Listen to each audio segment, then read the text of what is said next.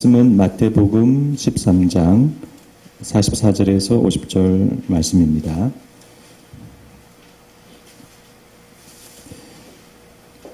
네, 제가 읽어드리도록 하겠습니다. 천국은 마치 밭에 감추인 보화와 같으니 사람이 이를 발견한 후 숨겨두고 기뻐하며 돌아가서 자기의 소유를 다 팔아 그 밭을 사느니라. 또 천국은 마치 좋은 진주를 구하는 장사와 같으니 극히 값진 진주 하나를 발견하며 가서 자기의 소유를 다 팔아 그 진주를 사느니라. 또 천국은 마치 바다에 치고 각종 물고기를 모는 그물과 같으니 그물에 가득함에 물가로 끌어내고 앉아서 좋은 것은 그릇에 담고 못된 것은 내버리느니라. 세상 끝에도 이러하리라. 천사들이 와서 의인 중에서 악인을 갈라내어 풀무불에 던져 넣으리니 거기서 울며 이를 갈리라. 아멘. 마태복음 13장의 하나님의 나라 비유는 36절을 기준으로 앞부분과 뒷부분으로 나누어진다는 말씀을 드렸습니다. 앞부분은 무리들에게, 또 뒷부분은 제자들에게. 그래서 뒷부분에 나오는 가라지 해석과 또 감추인 보화, 또 값비싼 진주, 또 금을 비유는 제자들을 향한 좀 더 특별한 의미를 가지고 있습니다. 그 중에서도 감추인 보화와 진주 비유는 짝을 이루고 있는 하나의 비유로서 우리가 하나님의 나라에 어떤 자세와 태도로 임해야 하는지를 말하는 비유입니다. 그래서 오늘은 이 두 비유를 중점적으로 생각을 하고 이어서 마지막 그물 비유도 잠깐 생각해 보도록 하겠습니다. 예수님 당시에는 종종 사람들이 귀한 보물들을 자기 땅에 숨겨두곤 했습니다. 그때는 은행이나 귀중품 보관소 같은 것이 따로 없었기 때문에 그런 보물들을 자기 땅에 숨겨두는 일이 있었습니다. 처음에 이 사람은 그 밭을 빌려서 농사를 짓는 사람이었습니다. 그런데 그 밭에서 엄청난 보화를 발견하였습니다. 아마 그 보화는 지금 현재 밭주인의 것이 아님은 분명합니다. 오래전 어느 주인의 것이었을 텐데 이제는 주인 없는 보물이 된 것이죠. 그래서 이 사람은 자기의 소유를 다 팔아서 그 밭을 사게 됩니다. 이 예수님의 비유는 설득력이 있습니다. 그렇게 하지 않을 사람이 누가 있겠습니까? 이어서 예수님은 동일한 비유 하나를 더 말씀하십니다. 이번에는 값비싼 진주를 거래하는 진주 상인입니다. 진주를 장사하고 늘 좋은 진주를 구하는 그런 사람입니다. 그런데 그 사람이 어느 날 자기 평생에 처음 볼까 말까 하는 그런 귀한 진주 하나를 발견하게 됩니다. 그는 단번에 그 진주의 가치를 알아보았죠. 그래서 이 사람은 주저없이 자기의 모든 소유를 다 팔아서 그 진주를 사게 됩니다. 이 예수님의 비유 역시 설득력이 있습니다. 오직 모든 소유를 다 팔아서 그것을 산다는 것에는 일말의 주저함이 있을 수는 있겠지만 그래도 그렇게 값진 물건이라면 그렇게 해야지. 누구나 그렇게 생각할 수 있는 문제입니다.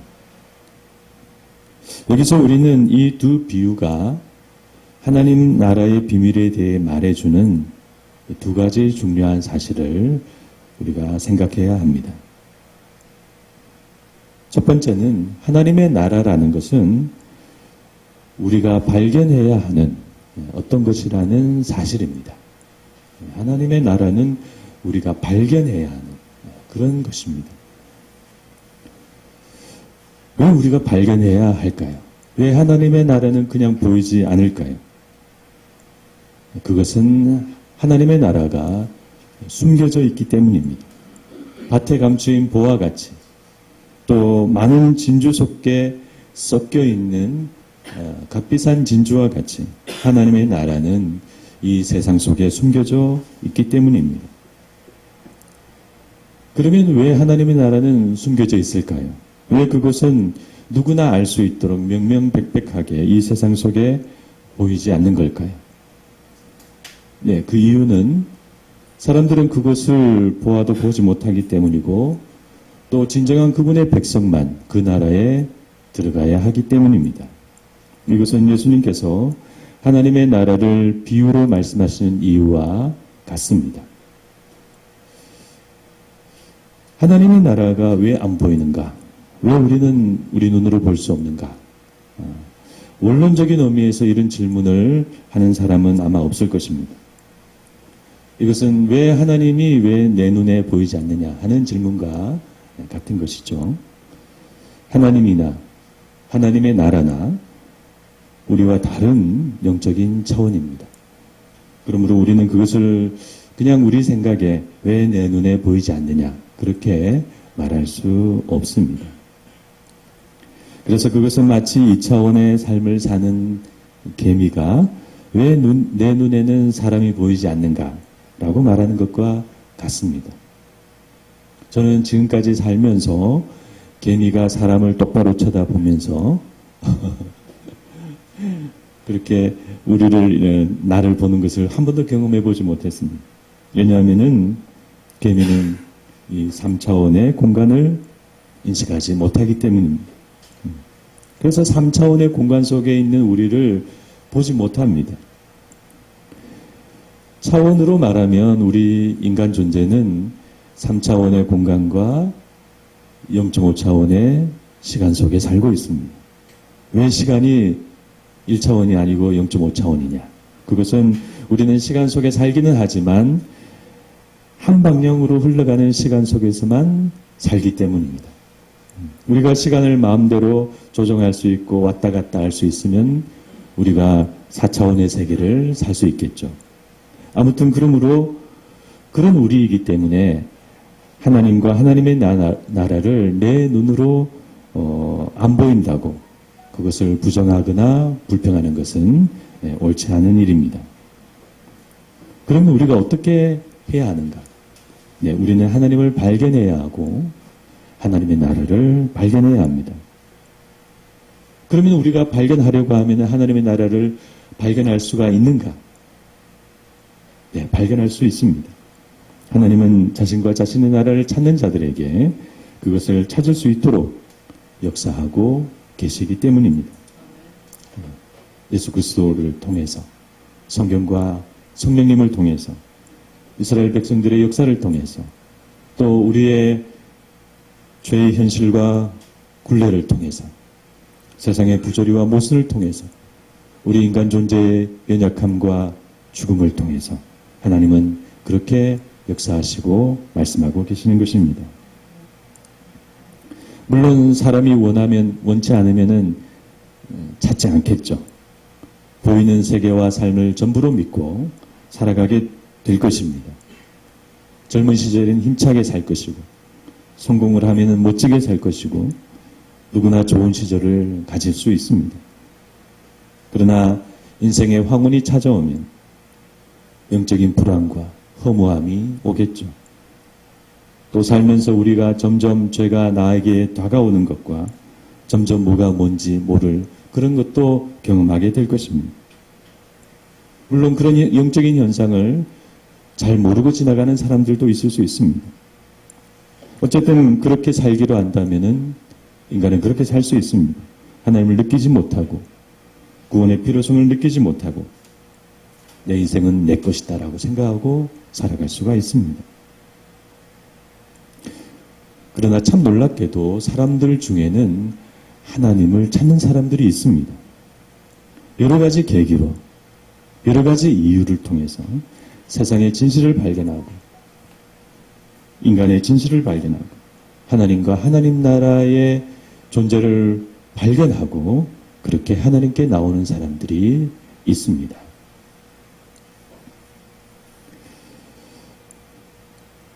19세기에 러시아에서 주로 사실주의 사회소설을 쓴 고골리라는 작가가 있습니다. 도스토예프스키가 우리 모두는 고골리의 외투에서 나왔다라고 극찬한 그런 작가입니다. 이 작가의 단편 소설 중에 네프스키 거리라는 단편 소설이 있습니다. 네프스키 거리는 러시아의 제2의 도시 상트페테르부르크의 그 중심 거리입니다. 파리에 가면 개선문 앞에 샹젤리제 거리가 있지 않습니까? 그거하고 똑같습니다. 그 소설은 그래서 이렇게 이제 시작합니다. 적어도 네프스키 거리보다 더 나은 곳이 페테르부르크에는 없을 것이다. 이 거리가 있음으로 해서 이 도시가 있는 것이다. 이렇게 시작한 이 소설은 그 거리가 하루 동안 어떤 모습으로 시시각각 변하는지를 잘 묘사합니다. 아침에는 어떤 사람이 그 거리를 지나서 출근을 하고 가게들은 어떤 모습을 하고 있고 그러다가 12시가 지나면은 어린 학생들과 그 어린 학생들 인솔하는 가정교사들이 나오고 관리들이 나오고 그리고 2시, 3시부터는 그 거리가 가장 활기찬 시간이 되어서 각종 코트와 모자와 레이스 달린 옷을 입은 그런 사람들로 가득한 전람회가 펼쳐진다는 것입니다. 그러다가 저녁이 되고 황혼이 깃들면 그리고 거리에 하나둘 램프가 켜지면 이제 그 거리는 신비로운 시간이 되어서 많은 젊은이들이 나온다는 것입니다. 그리고 그 소설은 그 거리에서 그 밤에 일어나는 두 가지 사건을 묘사하기 시작합니다. 한 사건은 가엾은 비극이고 다른 하나는 우스운 해프닝입니다. 고골리는 아마도 서로 어울리지 않는 이 두 사건을 일부러 독자들에게 그렇게 이상하게 느끼라고 그렇게 말하고 있는 것 같습니다. 그리고 그렇게 그 거리에서 대표적으로 일어난 두 사건을 말한 이 소설은 다음과 같은 말로 이제 끝나게 됩니다. 그러나 가장 기묘한 것은 네프스키 거리에서 일어난 사건들이다. 꿈에도 이 네프스키 거리를 믿지 말 것이다.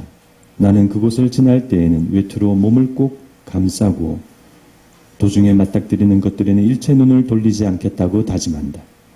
모든 게 허위이며 모든 게 환영이며 모든 게 보기와는 다르다. 이 네프스키 거리는 해가 뜨거나 지거나 곧잘 사람을 속인다. 그 중에서도 저녁 노을이 무겁게 거리에 내려앉고 집들의 흰 벽이 드러날 무렵 도시는 요란하게 울리는 소리와 반짝이는 불빛으로 넘쳐 흐르고 무수한 마차가 다리 쪽에서 몰려와서 마부가 고함을 치며 말 위에서 뛰어내릴 때 또는 악마가 모든 것들을 제 나름의 모습으로 보이기를 거부하고 스스로 램프에 불을 붙일 무렵이 되면 더욱더 심해지기 마련이다. 이 소설이 이렇게 이런 작가의 마지막 말로 끝납니다. 저는 이 작품을 읽고 이 소설이 말하는 네프스키 거리는 바로 이 세상을 말하는 것이 아닌가 생각하게 되었습니다. 기독교 신앙을 가진 고골리는 세상의 실체를 자신의 소설 속에서 그렇게 상징적으로 말한 것인지도 모릅니다. 여러분, 네프스키 거리처럼 보이는 세상을 전부처럼 믿으시면 안 됩니다. 세상은 계속 바뀌는 것일 뿐 참된 실체가 아닙니다. 저는 가끔 옛날에 제가 살았던 동네를 지나게 되면 그런 느낌을 받습니다.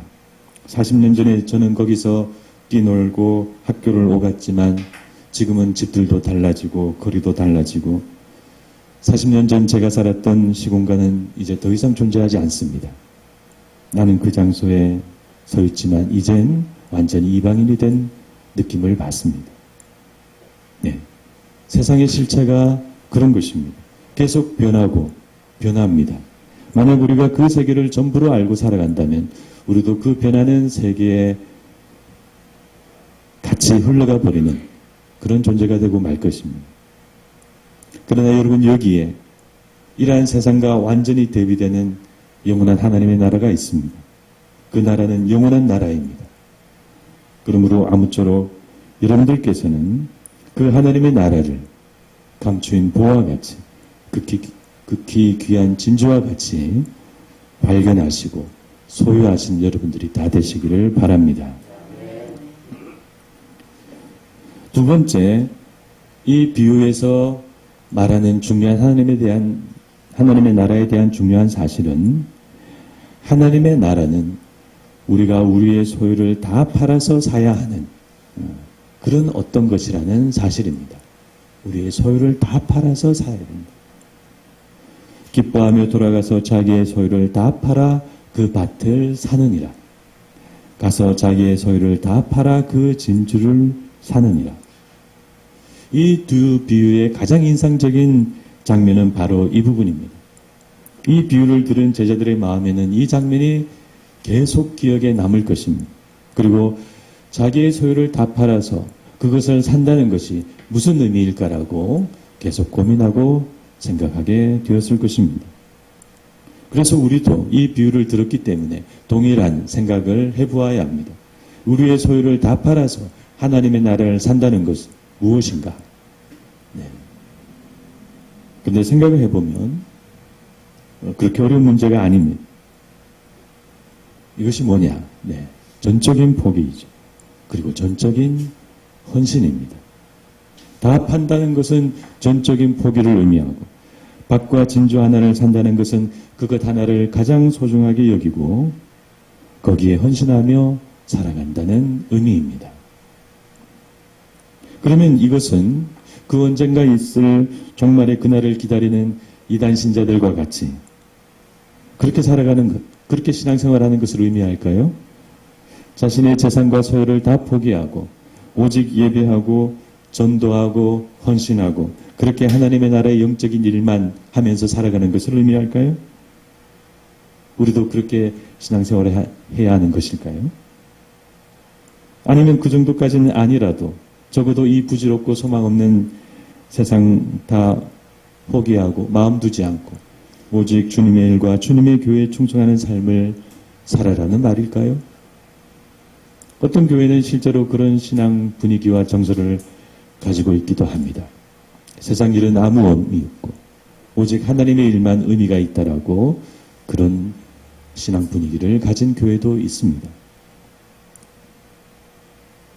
예수님이 말씀하신 오늘 이 비유의 의미를 전적인 포기와 전적인 헌신으로 말하고 이렇게 우리 신앙을 말하고 가르치는 것은 참 쉽습니다. 하나님의 나라만이 우리에게 중요하니까 다른 것은 어떻게 되어도 중요하지 않다라고 딱 잘라 이분법으로 말하고 그렇게 말하는 것은 그래서 하나님 나라에 대해서 전적으로 헌신하라. 세상은 포기하라. 그렇게 말하는 것은 쉽습니다. 그러나 그것은 이 말씀에 대한 좋은 해석과 가르침이 아닙니다.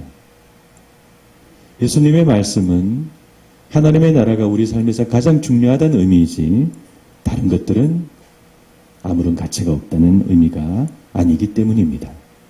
하나님은 공중의 새를 기르시고 들에 핀 백합화 하나를 돌보시는 그런 하나님이신 줄 믿습니다. 그러므로 우리는 예수님께서 말씀하신 전적인 포기와 이 전적인 헌신의 의미를 조금 달리 생각해야 하겠습니다. 우리 삶을 다 포기하고 하나님의 나라에만 매달려라는 그런 의미가 아니기 때문입니다. 그래서 저는 이 말을 조금 바꾸어야 한다고 생각합니다. 이 전적이라는 말이 더러 오해와 부작용으로 사용되고 있기 때문에 이 말을 다르게 바꾸는 것이 좋겠습니다. 그러면 전적인 포기와 전적인 의미를 어떤 말로 바꾸냐? 하나님 나라를 위한 진실한 포기, 하나님 나라를 위한 진실한 헌신, 그것으로 이 예수님의 말씀을 이해하는 것이 좋겠습니다. 여러분, 우리는 하나님 나라를 위한 진실한 포기와 진실한 헌신을 하는 삶을 살아야 합니다. 우리 삶을 다 버리고 하나님의 나라에만 매달리는 것이 아니라 나의 삶 또는 내게 주어진 삶을 묵묵히 살면서 하나님의 나라를 최선으로 진실하게 추구하는 것입니다. 열정과 헌신이라는 것은 좋은 것이죠.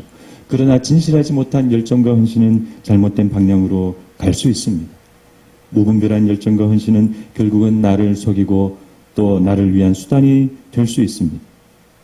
그래서 바울은 로마서에서 유대인들을 향해서 그들이 하나님께 열심히 있으나 올바른 지식을 따른 것이 아니라고 말했습니다. 유대인들만큼 열심히 헌신적으로 하나님과 성전을 위한 사람들이 없었죠.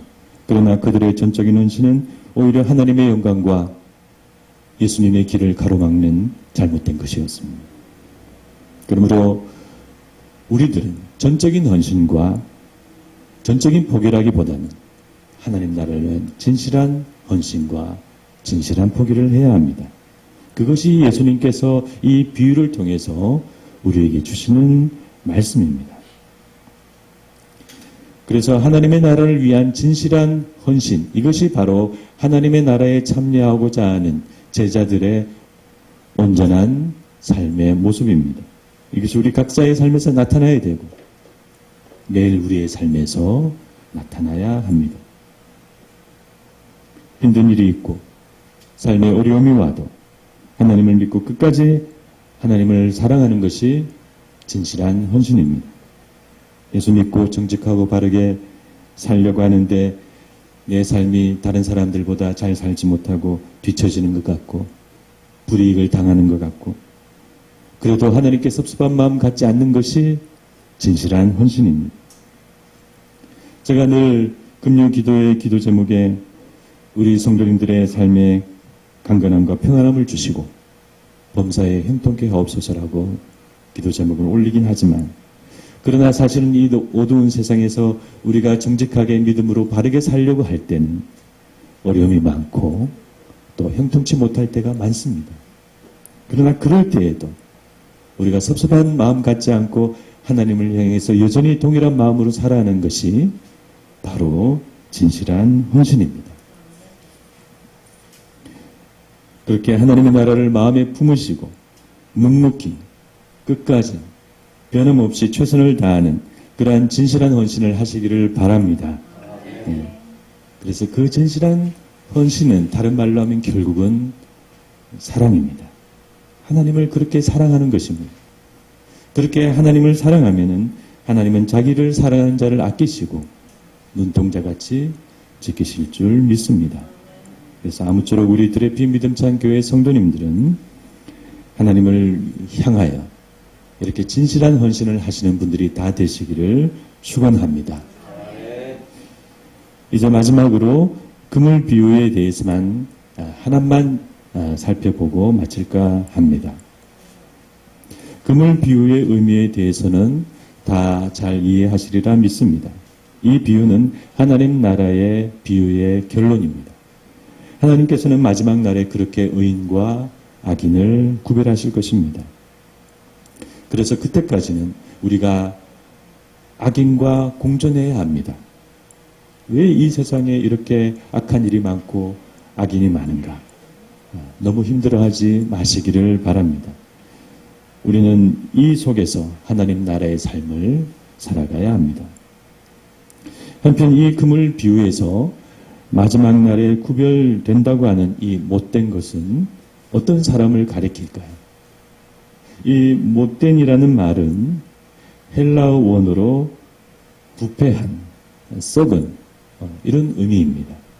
그래서 못된 것을 내버리는 것은 뭔가 그 사람의 성격이 나쁘거나 악해서라는 의미가 아니라 그 사람이 영적으로 썩고 부패해졌기 때문에 그래서 내어버리는 것입니다.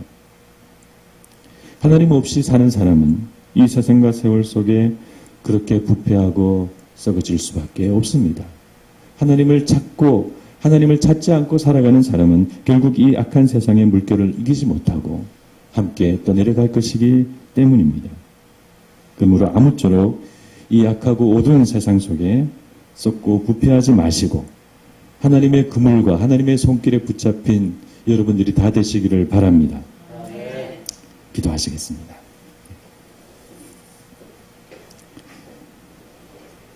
사랑이 많으신 하나님 아버지, 오늘 저희들 하나님 나라의 비유 말씀의 마지막 부분을 살펴보았습니다.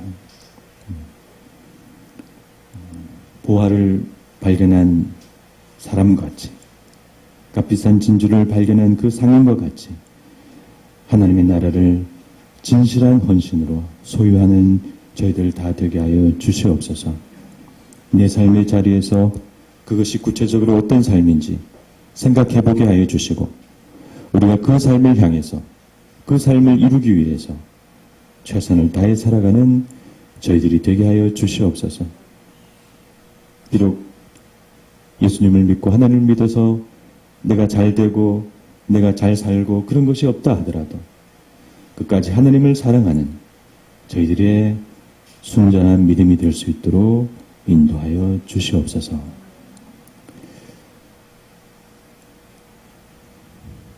지금은 우리 주 예수 그리스도의 크신 은혜와 하나님 아버지의 무한하신 사랑과 성령님의 감화 감동 교통하심이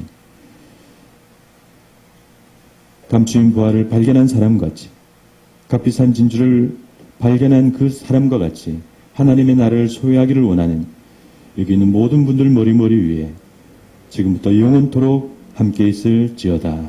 아멘.